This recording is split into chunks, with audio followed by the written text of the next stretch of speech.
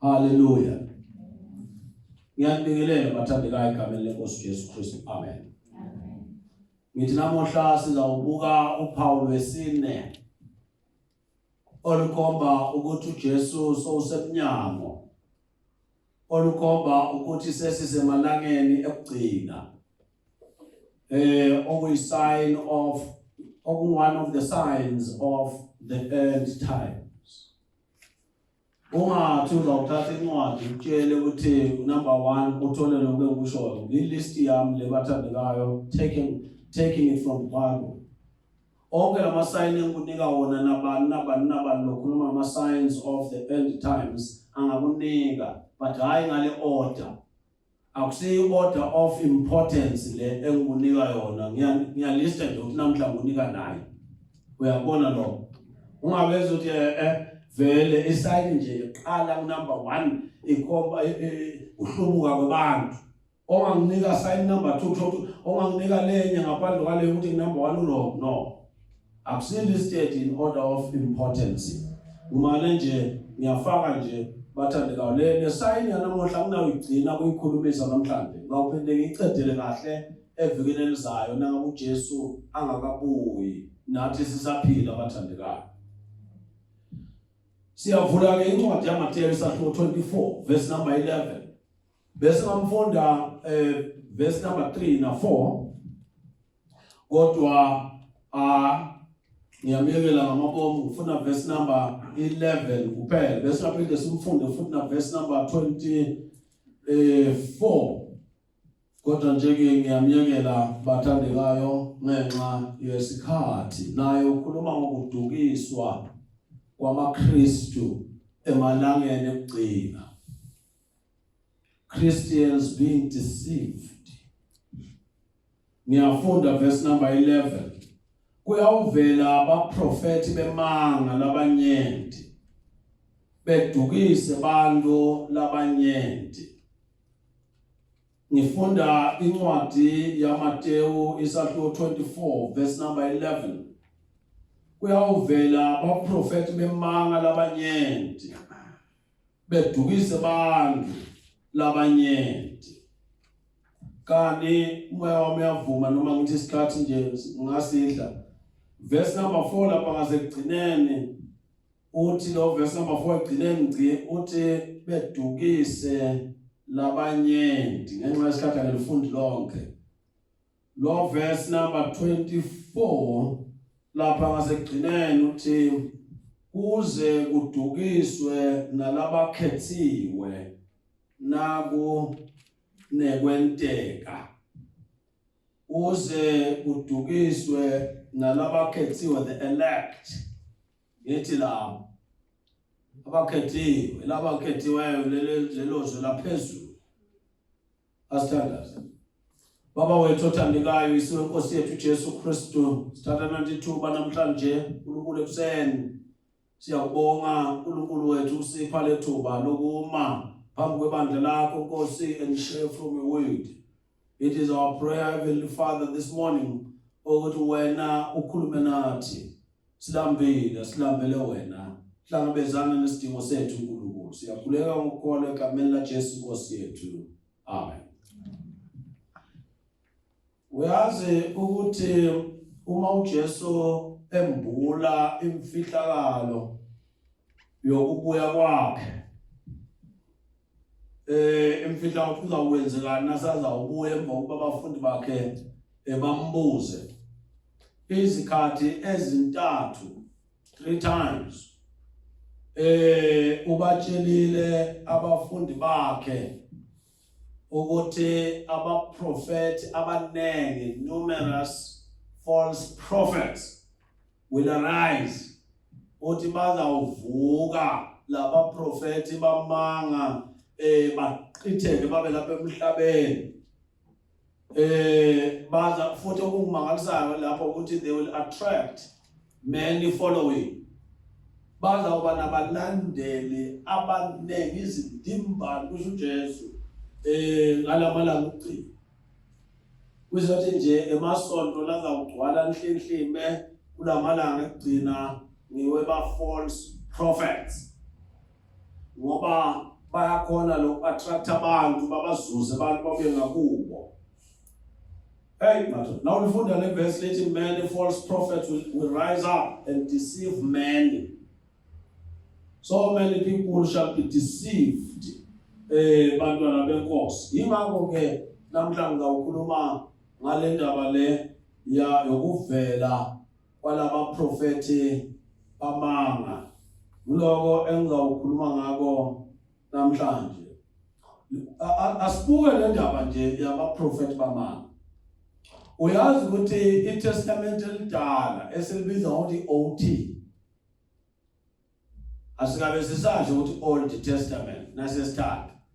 Sithi nje the OT.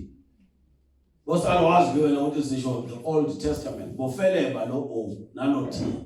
Capital letters. The OT. Nasikhuluma nge-New Testament sithi the NT. Singasho Nicholas. Thando kuhle nyawo lobabe wami cha NT for New Testament, all in capital letters N and T. Sidike i-Old Testament bathandekayo yona nje frequently mentioned indaba le yaba prophet bamanga. It frequently mentions ama false prophets. Ziningi incwadi ongazifunda manje isikhathi sethu asisivumeli bathandekayo. Ziningi incwadi ongazifunda ngakulistela nje ngoba uyabhala. Ziningi izincwadi ongazifunda eTestamenteni elidala zikutshele ngendaba yabaprofeti bamanga. Ungambuka 2 Kings chapter 3 verse number 13. 2 Kings amakhosi esibili. Isahluko 3 verse number 13. Ungambuka Isaiah 44 verse number 25. Kuluma ngabaprofeti bamanga. Isaiah 44 verse 25. Jeremiah 23 verse number 16. Jeremiah 23 verse number 16. Pindubuga Ezekiel 13 verse number 2 na 3. Bezubuga Mika. Wato ikhona imali eMika. Yebo. Ubuka Mika 3 verse number 5. Ungagcina ngaZakhariya chapter number 13 verse number 2. Zonke le ncwadi uyabona zinenge. Zikhuluma ngabaprofeti bamanga, baprofeti bamanga. Baprofeti bamanga bathandekayo claimed to receive messages from God. Bebathi nabefika khona le Testament elidala bavele bathi nje bona umlayezo wabo bawuthola kuphi manje? Enkosini bathi thus says the Lord. Usho nje uJehova. Kukodwa lokho kuvamisa kusho ngabantu sebakujwayela uthi nani senkonzweni uzothi nginguJehova. Angisho ukuthi ku-wrong lokho, angisho ukuthi ku-right. Kukodwa lokho laba bebavele nje nabo bathi emibiko yomlayezo laba uphethe laba thulako bawuthole kuNkulunkulu. Okubuhlungu ngabo ngithi lapha they preached a health and wealth message. Health and wealth message. Bathi sikuthethe uNkulunkulu kodwa uzawubezwa naso bakhuluma ngehealth, bakhuluma ngani manje? Nawo bakhuluma ngegospel lokuphila. Bakhuluma ngegospel la bathandekayo na. Lokunjima. Health and wealth. Bebenza njalo bona. Nalesikhathi lesa. Wagula nje. Akwambi kahle lapho. Waphuya nje. God wants you to be rich. God wants you to be well physically. Bebashumayela lelo bathandekayo. Yeah. Futhi bebasho izinto abantu bebafuna ukuzizwa.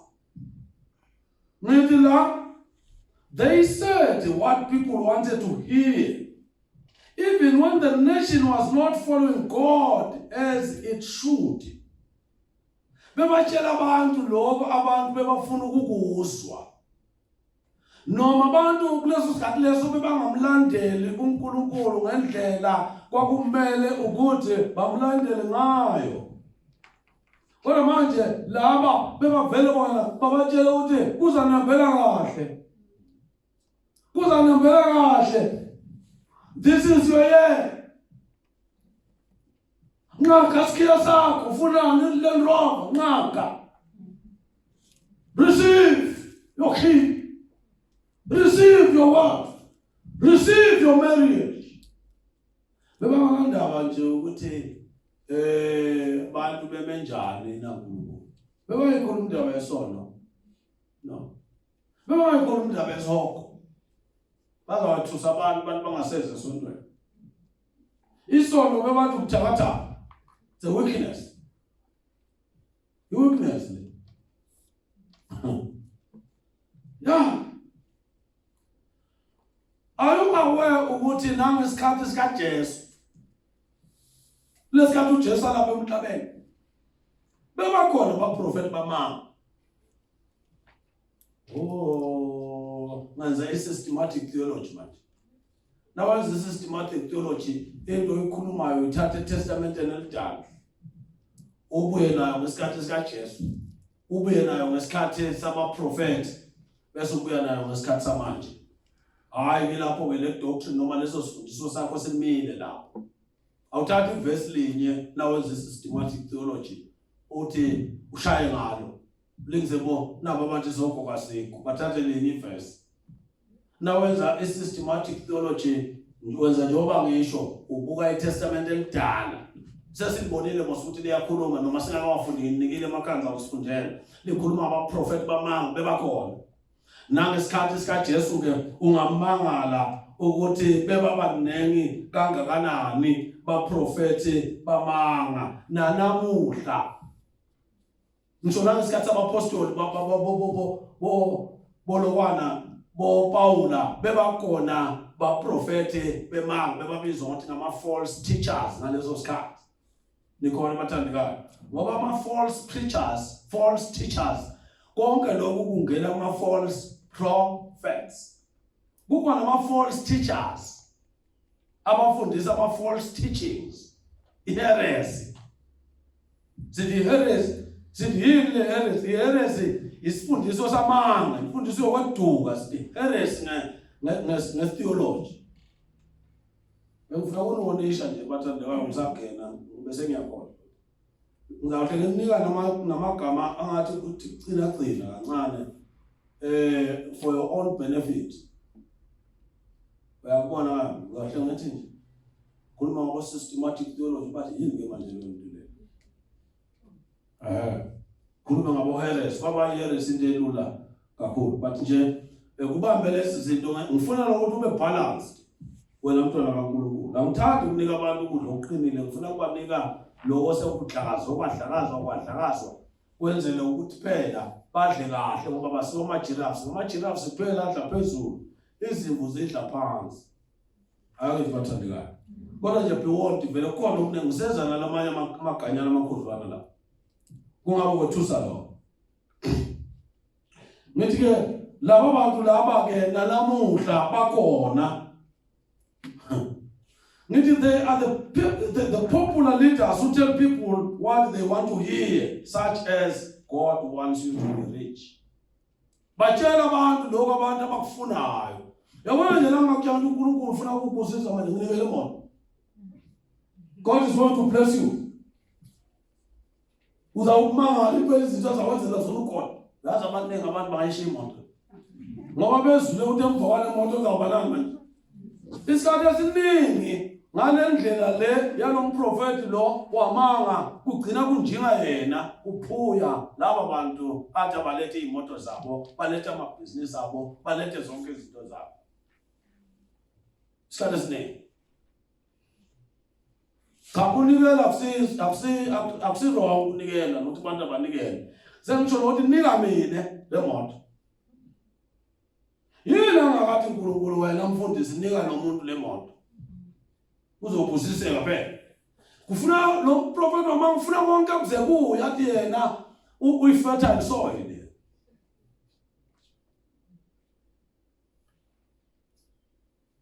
Hallelujah. But as the last days draw close, as lamalanga lawa bathandekayo okubuya kukaJesu asondele, ngiyakutshela labantu abangabaprofeti bamanga sebande kakhulu kunakuqala. Bebakhona eTestamenteni elidala, bebakhona ngesikhathi sikaJesu, bebakhona ngesikhathi sabaprofeti, kodwa manje they are just mushrooming, just like churches namhlanje. Churches are mushrooming. Ukumushroom, abantu abadala bayakwazi, abasha ngazi ukuthi bayazi mushroom. Noma bazi lokho abakudlala lapho bathi mushroom soup, bangazi ukuthi yini lento leyo. Amankowe nilala kungenalutho bese liyaduma ekuseni nizawuthola amakhowe ukuthi yana mushrooms. Amabandla namuhla fly by night. Laba profeti lo muntu besinatha naye so shitini prophet is bamba. Some prophet is bamba. They are mushrooming. Nalapa kuno prophet. Nalapa kuno prophet. Nalapa kuno. Ba vubu. Amakowe. Okumarisa ngawo. Awabi nama roots la deep. Amakowe no fika nje uthi yindlobleme. Wazi indlobleme. Indlobleme yaka kumlembu. Yakindla kufika kwaNkomo ukuthi kuyayidlela ukuthi kuyahamba nje ngophondo lwako nje. Lama prophet mama okubuhlungu abajuli nasekholweni bamanye bavumbukile nje okubuhlungu kodwa lithi iBhayibheli they will deceive a lot of people even from the church. Baphuma sesithola amaqiniso amasha kade bomsana badlala ngaphi sesithola amaqiniso sekudukisile hamba naye lapha nawe songalile nawe songipasta.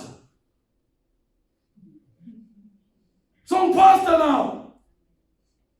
Vele ngisho ngafala phakathi kamsana lapha. Salonke ngasithonala isikhundla. Kukunika ikhundla wafela. Nabantu abakho labasaba ikhundla nyana njani inyoni.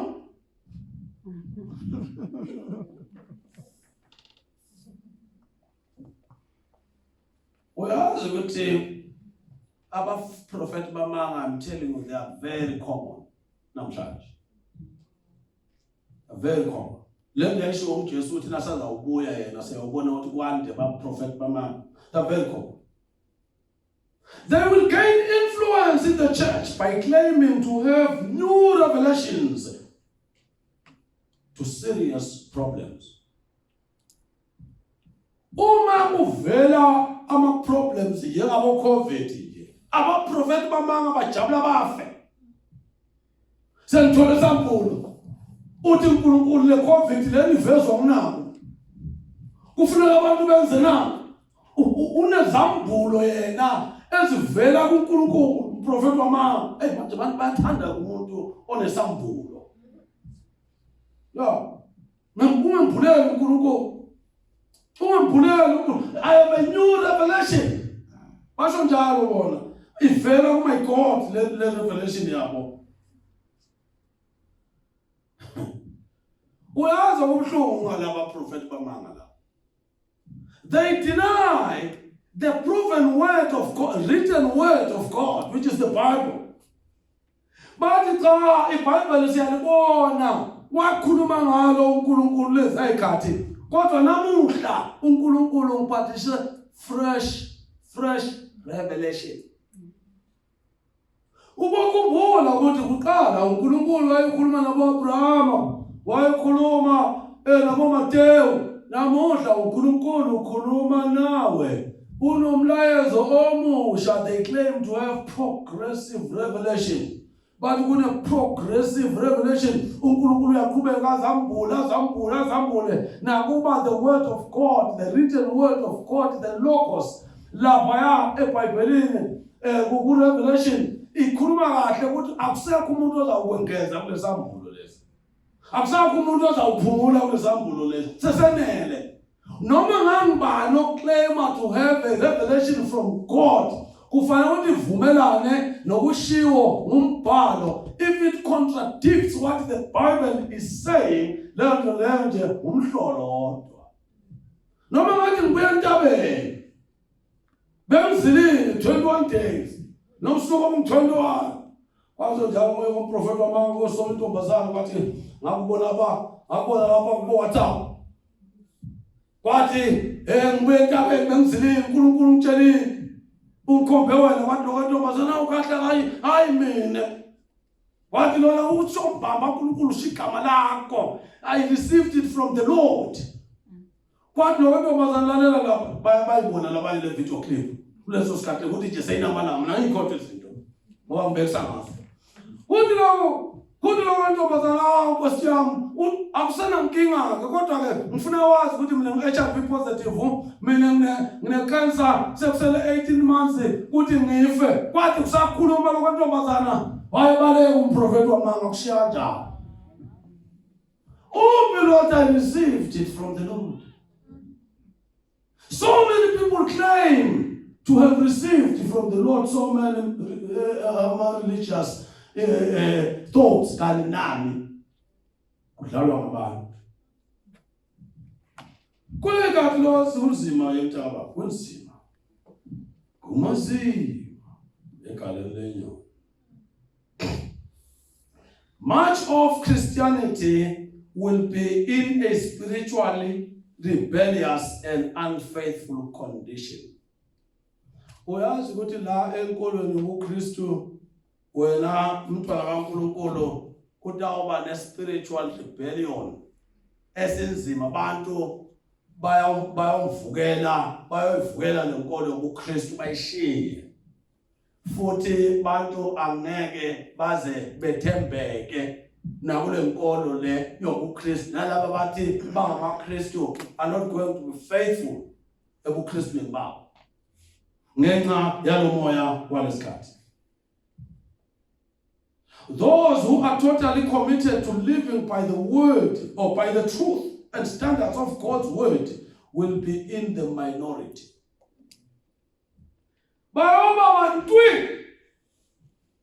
Bantu labayawu hlala bona ezwini babambelele sifundisweni sezwi likaNkulunkulu baphile ngokweqiniso bayawuba bancane. Even inside the churches lawa esikuwo uyawuthola ukuthi abantu abekho faithful to the word. Uma iverse likhuluma ukuthi yekela ukuthi abakuyekeli bona. Nalithi iBhayibheli yenza ukuthi abakwenzi kodwa bakuphakathi in the church. Are you aware ukuthi iBhayibheli ivamisa ukukhuluma ngesikhathi ngezikhathi zokuhlubuka ikhuluma ngeremnant? I-remnant is the faithful few. Uma sithi Nkosi shiya insali eyosa likanyisa zwela Nkosi yama insali. I-remnant, the faithful few. Noma abaprofeti bamanga bangabakhona, God is going to keep for himself the faithful few. Abawusala loyal to him, who will never compromise the word of God. Abayawuthi noma bonke uzobani nganabo sibani bayakwenta lokho kufanele nami ayingabo banda. I am a faithful few. You better be part of the remnant, the faithful few. When Jesus Christ comes, kufanele wena kuthole ungile faithful few. Uma athi baningi abathi Nkosi abanganawulinuka izulu abanganawungena ezulwini wena ungatholakali nje ukulo man. The false prophets shall deceive many. When you told her look a few. And then deceive when you ngaba prophet bama. Abakona namhlanje. Engathi ngiyamzumhlabela wongisiza wongigcina kuze kube sekuveni mangine ngote Timpilayo ngingamhluphi. Lento lena ibizwa ukuthi naso ubambile ekholweni onganyakazi.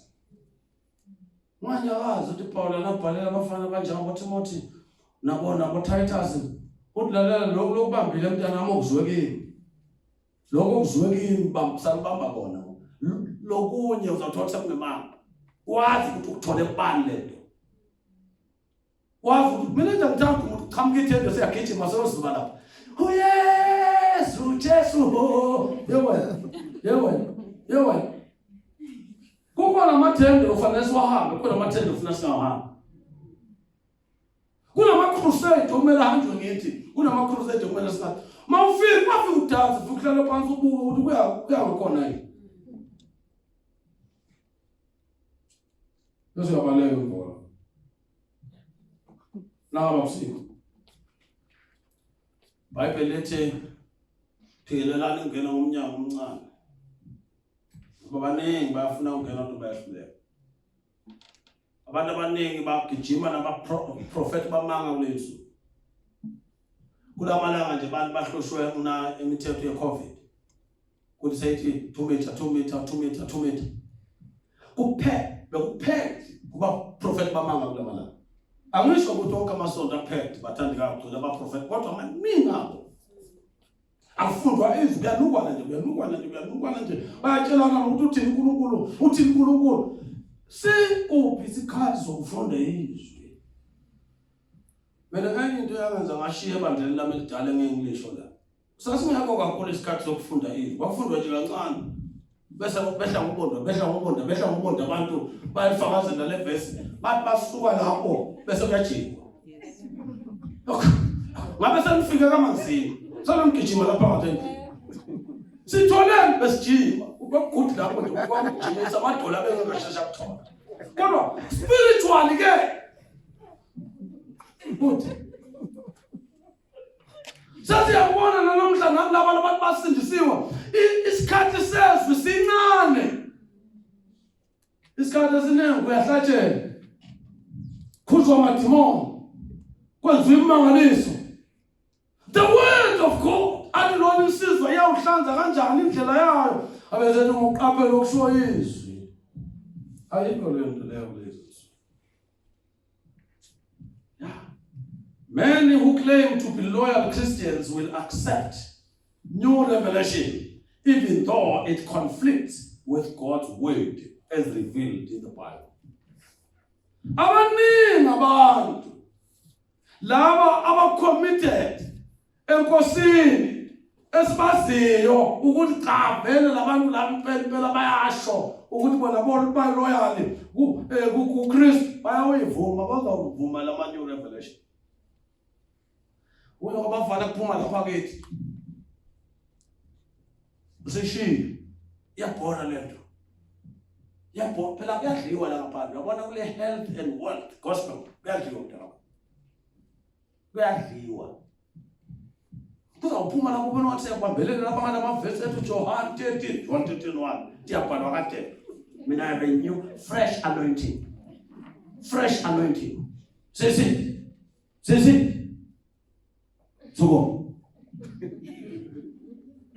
Sukuma.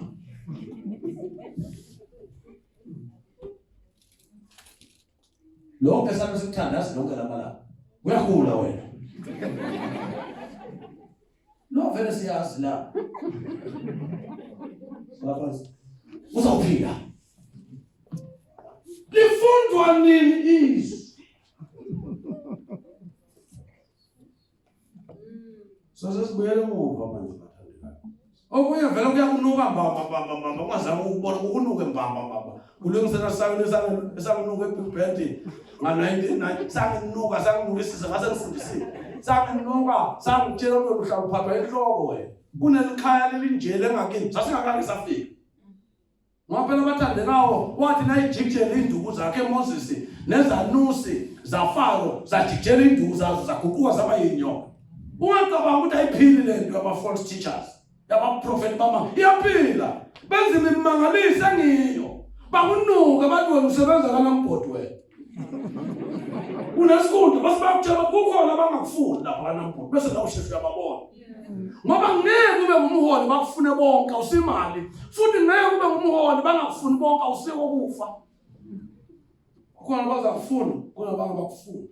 Kodwa kuthatha advantage lo sekuyakutshela ukuthi lalela zimbisi wathi ke lokho akunuka ngala entamba mhlophe ngithi ngigade ukuthi ungabe uzawuthini wasolalela na ufike ekhaya ofike funa isesh khungitshela ukukhulu ukuwela la angikhuluma manga bathandela ulikuwela la endlini yakho la ulala khona lapha ekabheni eliphezulu khungela litshela session uthi na ulele litshela beni lapha phezulu lizakuvikela lelitsha ngathi ngimhlolo yakho nase iswale ndida kuba ngakwazi ukuthi athi nje nekisi dala mama athi dala mama ngishilo ngathi le topic lena ngeke ngiyigcimise namuhla. Ngathatha nje amalanga bathandekayo ngoba ku-current lo ingathusana seyithi iBhayibheli baningi bazaba deceived. Baningi bazawudukiswa. Manje angifuni into ezawenza nani abadukiswa nje kwezinye indawo lapho bangafundi khona. But how much I wish ukuthi emzini usile zingadukiswa. Ingakho I don't want to live in a stone unturned la. Uyakhuluma nathi la. Nani nisithandazele bathandekayo sikhulume kona singakhuluma umhlolo. Zimbele ikhathi lezi. uJesu uyabuya. Sithi sikhuluma ngezikhathi ezimbi ungacabanga ezimbi nje, cabanga ukuyeza uJesu. Sangafika noma nini. Ngizawuqhubeka la ngigcine khona evikini elizayo. Bathandekayo ngizawugcina ngoba ngisenama point la amane nganyane enginawo. Ngizawuphinde kunike nezimpawu ongababona ngazo ukuthi lona ngumprofeti wamanga. Noma sesingekho thina. Noma sewuhambile uyohlala eNigeria. Uthi na ufika ukhona kusheshe ubone nje ukuthi hayi akusikho lokho. Akusikho lokho. Akusikho phela lokho. Ukhomba ukuthi uyesu Jesu. Hallelujah. Jesu uwabawonisha abafundi bakhe wathi be warned. I don't want you to be deceived. Jesus Christ is warning us even today. He doesn't want us to be deceived. Let us pay attention, therefore. Let us pay attention. But how long Samasha? There's an Amatin Samasha. The Bafan, the Mantobasa. As you know, a shice cases. I want to listen cases so called. I'm going to about Prophet Bama about commission case. Why are you shice to Jian? Hapena, Kubakuyema, Kubakala, Evalo, if Bible, so the last day. As standards, this is just a warning. We are Sabela, when Yamayesu, extend no motion. Just giving a warning to your people as Jesus warned us against false prophets. Abavugile, abamashumako. Sisize Nkosi, siyazithandazela.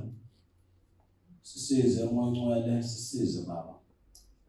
Siyathandaza namuhla angifuni ukukhuluma kabi abantu kodwa ngifuna ukukhuluma izwi lakho ulichaze njengoba lisho. Siphile esikhathini esinzima. Akuse lapha kithi ukuthi soyabuya wena. Singathuswa kwanda kwabaprofeti bamanga kodwa kwande ube unengo ukuthi sowusemnyama. Sibe ready. Ngemuzo umhlabela athi are you ready?